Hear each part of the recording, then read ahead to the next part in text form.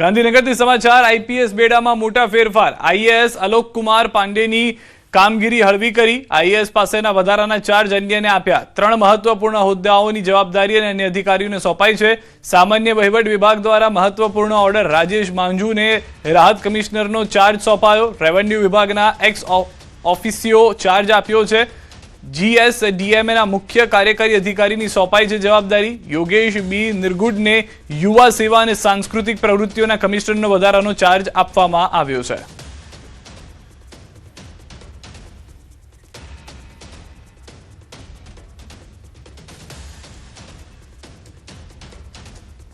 તો મોંઘવારીનો વધુ એક ઝટકો હવે રિક્ષામાં મુસાફરી કરવી મોંઘી પડશે અમદાવાદના રિક્ષાના ભાડામાં વધારો મંજૂર થયો છે મિનિમમ 1.2 કિલોમીટરનું ભાડું 20 રૂપિયાથી વધારીને 25 રૂપિયા થયું છે રનિંગ ભાડું પ્રતિ કિલોમીટર 15 થી 20 વધારવામાં આવ્યું છે ગાંધીનગરમાં રેટ કમિટીનો બેઠકમાં નિર્ણય છે રિક્ષા ચાલક સંગઠનોની માંગ સ્વીકારી છે સીએનજીના વધેલા ભાવને લઈને વધારો કરવામાં આવ્યો છે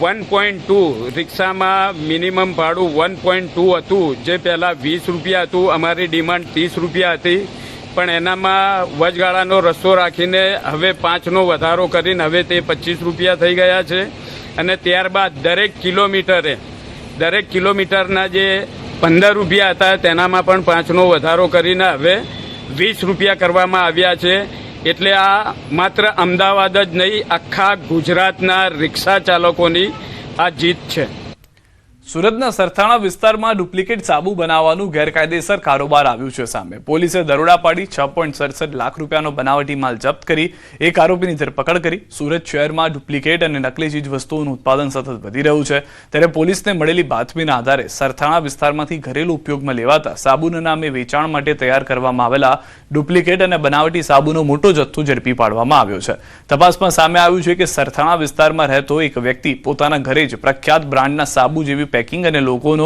ઉપયોગ કરીને બનાવટી સાબુ તૈયાર કરી રહ્યો છે આ બાતમીના આધારે પોલીસે દરોડા પાડી આરોપી રાજભાઈ પ્રેમજીભાઈ ઘેવરિયાને ઝડપી પાડી કાયદેસરની કાર્યવાહી હાથ ધરી છે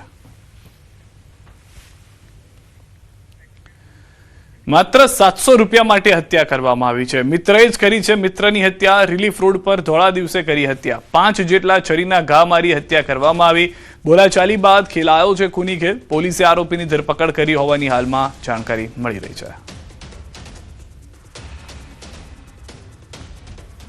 આ બંને મરણ જનાર અને આરોપી વચ્ચે પૈસાની લેતી દેતી બાબતે બોલાચાલી થયેલી હતી બોલાચાલી બાદ ઝઘડામાં પરિણમી હતી ત્યારબાદ આ જે આરોપી છે એના દ્વારા મરણ જનારને ચાકુના ઘા મારી અને એની હત્યા નિપજાવેલી હતી રાજકોટના ગોંડલના વોરા કોટડા રોડ પર હનુમાનધાર પાછળની એક વાડીમાંથી પરપ્રાંતીય મહિલાનો મૃતદેહ મળતા ચકચાર મચી ગઈ ચારિત્ર્યની શંકાના આધારે પતિએ જ પોતાની પત્નીનો હત્યારો હોવાનો પ્રાથમિક તપાસમાં ખુલાસો મૂળ મધ્યપ્રદેશના અને અહીં મજૂરી અર્થે આવેલા શ્રમિક પરિવારની ગુંદલીબેન સોલંકી નામની મહિલાની થઈ હત્યા અન્ય સાથેના આડા સંબંધની શંકા રાખી પતિએ રાત્રે ઝઘડો કરતા જીવ બચાવવા બાજુની વાડીમાં ભાગેલી પરિણીતાને પતાવી દીધી બનાવની જાણ થતાં ગોંડલ બી ડિવિઝન પોલીસના પીઆઈ જીએસ ગઢવી સહિતનો કાફલો ઘટના સ્થળે દોડી ગયો હત્યાનો ગુનો નોંધી પોલીસે ફરાર હત્યારા પતિને ઝડપી પાડવા તપાસના ચક્રો ગતિમાન કર્યા છે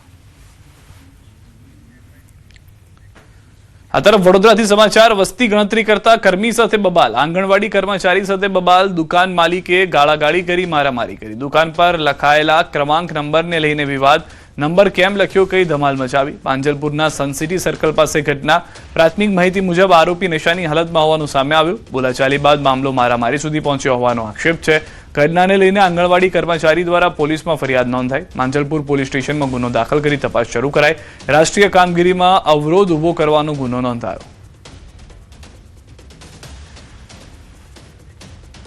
ગાંધીનગરથી સમાચાર સ્કોલરશિપ કૌભાંડનો પર્દાફાશ વિદ્યાર્થીઓના દસ્તાવેજનો ઉપયોગ કરી આચર્યું હતું કૌભાંડ વર્ષ 2018-19માં વિદ્યાર્થીના દસ્તાવેજનો દુરુપયોગ ખોટી રીતે ડિપ્લોમા કોર્સમાં ઓનલાઈન પ્રવેશ મેળવનાર ઝડપાયો અમદાવાદના શિલજમાં રહેતા આરોપી વિજય પટેલની ધરપકડ દસ્તાવેજોના આધારે બેંક ખાતું ખોલાવ્યું સ્કોલરશિપની રકમ આરોપીએ મેળવ્યાનો થયો ખુલાસો આરોપીએ દહેગામની એન્જિનિયરિંગ કોલેજમાં લેવડાવ્યો પ્રવેશ કડી નાગરિક સહકારી બેંકમાં ખાતું ખોલાવ્યું સ્કોલરશીપની રકમ જમા કરાવી ઉપાડી લેવાય. ફરિયાદી તેમજ સરકાર સાથે છેતરપિંડી આચર્યાનું પ્રાથમિક તપાસમાં બહાર આવ્યું. 2016 થી 2019 દરમિયાન આ જ મોડસ ઓપરેન્ડીથી કોઈ છેતરાયું હોય તો એસઓજીનો સંપર્ક કરવા જાહેર અપીલ. સમગ્ર કૌભાંડમાં અન્ય સંડોવાયેલા લોકો સુધી પહોંચવા અંગે ગાંધીનગર એસઓજીએ તપાસ શરૂ કરી છે. સુરતની સમાચાર. રાંદેર પોલીસને ઓપરેશન કારાવાસ હેઠળ મોટી સફળતા. 31 વર્ષથી ફરાર આરોપી ઉત્તર પ્રદેશથી ઝડપાયો છે. 1995ની નોકર ચોરીના ગુનાનો મુખ્ય આરોપી ઝડપાયો છે. શ્રીચંદ રામદયાલ શાહુની જમાલપુર ગામથી ધરપકડ. પોતાની ઓળખ છુપાવી પ્લમ્બર તરીકે કામ કરતો હતો. સ્થાનિક પોલીસની મદદથી ગામમાં વોચ ગોઠવી કાર્યવાહી કરાઈ. દીપમાલા કોમ્પ્લેક્સમાં નોકર તરીકે કામ કરતી વખતે ચોરી કરી હતી. સોનું અને રોકડ મળી કુલ 25,000ની ચોરી કરી હતી. પગાર સમયસર ન મળતા ગુસ્સામાં ચોરી કરી હોવાની કબૂલાત. ચોરી બાદ સુરત છોડીને સીધો ઉત્તર પ્રદેશ ભાગી ગયો હતો. થોડા દિવસ પહેલા અખબારમાં છપાયેલી નામ બદલવાની જાહેરાતે અમદાવાદના વેજલપુરમાં સ્થાનિકોને ચિંતામાં મૂક્યા છે. વેજલપુરમાં રહેતા સાજિદ એઝાઝ નામના યુવકે પોતાનું નામ બદલીને સ્વપ્નિલ પોદ્દાર રાખવા જાહેરાત આપી હતી, જેમાં સરનામું પણ વેજલપુરની એક સોસાયટીનું હતું, જેને લઈને સ્થાનિકો ચિંતામાં મુકાયા છે. વેજલપુરમાં અશાંત ધારો લાગુ હોવાથી સ્થાનિક લોકોએ આ નામ બદલવાની પ્રક્રિયાને પ્રોપર્ટી ખરીદવાની મોડસ ઓપરેન્ડી ગણાવી હતી. ઘટનાની ગંભીરતાને લઈને સ્થાનિક ધારાસભ્ય અમિત ઠાકરે પણ કલેક્ટર સમક્ષ રજૂઆત કરી છે અને તંત્રને પૂરતી કાળજી રાખવા જણાવ્યું છે. મહત્વનું છે કે સાજિદ એઝાઝ નામનો આ યુવક અંદમાન નિકોબારમાં રહેતો હોવાનું ખુલ્યું છે. અંદમાન નિકોબારમાં હિન્દુ યુવતી સાથે પ્રેમ પરિચયમાં પણ આવ્યો હતો. જોકે યુવતીને પરિવારની મંજૂરી ન મળતા યુવતી પરત ફરી હતી. અખબારમાં જાહેરાત બાદ સમગ્ર મામલો પ્રકાશમાં આવ્યો. હાલ નામ બદલવાની ઘટનાને લઈને અનેક ચર્ચાઓમાં જોડાઈ રહી છે, પરંતુ સ્થાનિકો હિન્દુ વિસ્તારમાં પ્રોપર્ટી મેળવવાની મોડસ ઓપરેન્ડી ગણાવી રહ્યા છે. ત્યારે હાલ તો સમગ્ર ઘટનાને ધારાસભ્ય અને તંત્ર દ્વારા ગંભીરતાથી લેવાઈ રહી છે. કોઈ ધર્મ બદલીને હિન્દુ બને વાંધો નથી, પણ હિન્દુ બની અને ત્યાં મિલકત વસાવે, કાલ સવારે શું થાય કોને ખબર. તો ચિંતા જે સ્થાનિક લોકોની છે એ કલેક્ટર સંકલનની અંદર મેં મૂકી હતી. સુરતના લિંબાયતમાં પોલીસે સઘન વાહન ચેકિંગ દરમિયાન એક શંકાસ્પદ યુવકને તીક્ષ્ણ ધારદાર ચપ્પુ સાથે ઝડપી પાડ્યો. પોલીસનો સર્વેલન્સ સ્ટાફ જ્યારે સંજયનગર સર્કલ પાસે ચેકિંગમાં હતો ત્યારે વિનોબા નગરમાં રહેતા 27 વર્ષીય યુવકની હલચલ શંકાસ્પદ જણાતા તેની તલાશી લેવામાં આવી હતી. તે દરમિયાન તેની પાસેથી ખતરનાક ચપ્પુ મળી આવતા પોલીસે તેની ધરપકડ કરી હતી. અસામાજિક તત્વો પર નિયંત્રણ લાવવા પોલીસ દ્વારા વધારવામાં આવેલા પેટ્રોલિંગને કારણે આ સફળતા મળી છે અને આરોપી આ હથિયાર કયા ગુનાહિત હેતુથી લઈને ફરી રહ્યો હતો તે દિશામાં પોલીસે વધુ પૂછપરછ હાથ ધરી છે. અમદાવાદના રાઇફલ ક્લબ પાસેથી એક નવજાત શિશુ મૃત હાલતમાં મળી આવ્યું છે. સ્થાનિક લોકોએ પોલીસને જાણ કરતા તપાસ હાથ ધરી છે. પોલીસે અજાણ્યા આરોપીઓ સામે ગુનો દાખલ કરી કાર્યવાહી હાથ ધરી છે. આજુબાજુના સીસીટીવી ફૂટેજના આધારે કાર્યવાહી આગળ વધારાઈ છે.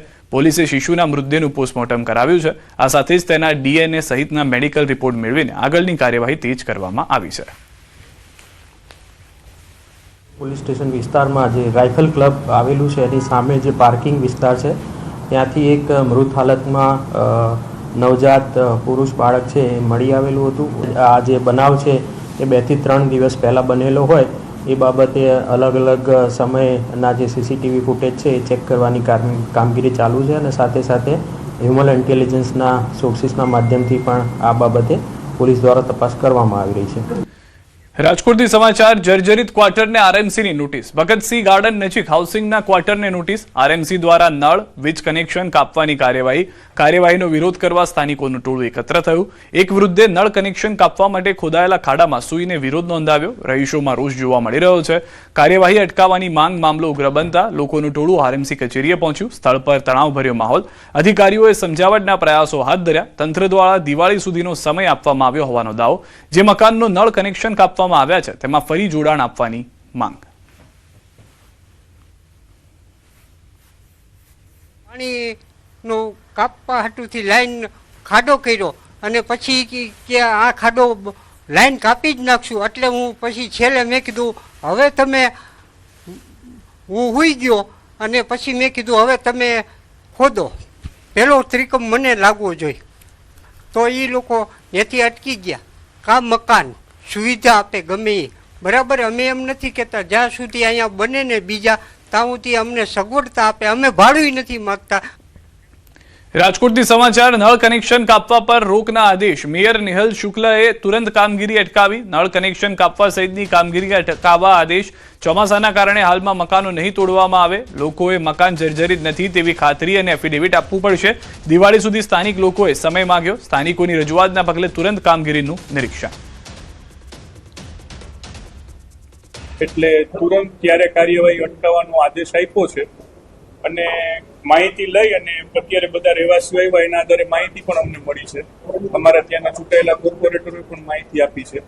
એટલે એકચ્યુઅલમાં પ્રોપર્ટી ગુજરાત હાઉસિંગ બોર્ડની છે. કોર્પોરેશનને પ્રોપર્ટીના સ્ટ્રક્ચર સાથે સીધું કોઈ લેના દેના છે નહીં, પરંતુ નબળા બાંધકામને લીધે કોઈ જાનહાનિ ન થાય આ માટેનો જે વિષય છે એની તકેદારી લેવી જરૂરી છે. એટલે એના માટે એ લોકોનું એફિડેવિટ માંગ્યું છે. એફિડેવિટ આપી દેશે, એના આધારે નક્કી કરશું કે કોના મકાન ઉપર કઈ કાર્યવાહી કરવી. તાપી જિલ્લાના વ્યારા ખાતે કલેક્ટરના જિલ્લા સ્વાગત કાર્યક્રમમાં સરકારી આવાસ મુદ્દે 4 ગામની મહિલાઓ કલેક્ટર કચેરીએ પહોંચી હતી. ગામ લોકોને કોઈ યોજનાનો ચોક્કસ લાભ ન મળ્યો હોવાની મહિલાઓની મીડિયા સમક્ષ રજૂઆત કરી હતી અને માત્ર વટલાયેલા આદિવાસી ખ્રિસ્તીઓને જ આવાસ ફાળવવામાં આવતો હોવાનો આક્ષેપ કર્યો હતો, જેમાં ગામના તલાટીઓ અને સરપંચો મનમાની કરતા હોવાનો પણ મહિલાઓ દ્વારા આક્ષેપ કરવામાં આવ્યો. ગામમાં તંત્ર દ્વારા આવાસની ફાળવણી કરવામાં ભેદભાવ થતો હોવાનો આક્ષેપ કરીને આવાસ યોજનાની માંગણી કરી. સમગ્ર જિલ્લામાં આજે સરકાર દ્વારા જિલ્લા સ્વાગત કાર્યક્રમનું આયોજન કરવામાં આવ્યું હતું.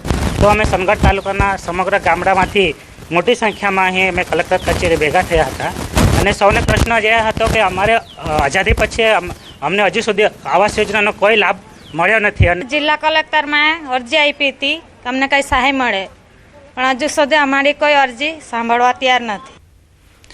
તો અનેક યોજનાઓથી વંચિત મહિલાઓને કલેક્ટરે માત્ર આવાસ માટેનું માર્ગદર્શન આપી સ્વાગત કાર્યક્રમ પૂરો કરાયો હતો. તેમજ કલેક્ટર દ્વારા મહિલાઓની અન્ય રજૂઆત સાંભળતા ઇનકાર કરી દીધો હતો, જેથી દૂર દૂરથી આવેલી ગરીબ આદિવાસી મહિલાઓમાં તંત્ર પ્રત્યે ભારોભાર રોષ ફેલાયો. વર્ષોથી ગ્રામજનોની વ્યથા તંત્ર ન સાંભળતું હોવાથી લોકોમાં રોષ છે. અમે ઘરની તો જમીનમાં થોડીક છે તમે છે પણ કોઈ લાભ મળતો નથી. એટલી ઉંમર થઈ ગઈ, આજ સુધી કોઈ મળ્યું નથી. તલાટી કે સરપંચ શ્રી દ્વારા કંઈ જ માહિતી આપવામાં આવી નથી ને જે કંઈ લાભ મળતો હોય જે આગેવાન ગામના હોય કે ગમે તે થોડાક ચલકવાળા હોય એ લોકોને જ મળે છે. જે ગરીબ છે આજ હજુ સુધી કંઈને આવાસનું કંઈ યોજના કોઈ સહાય મળી નથી.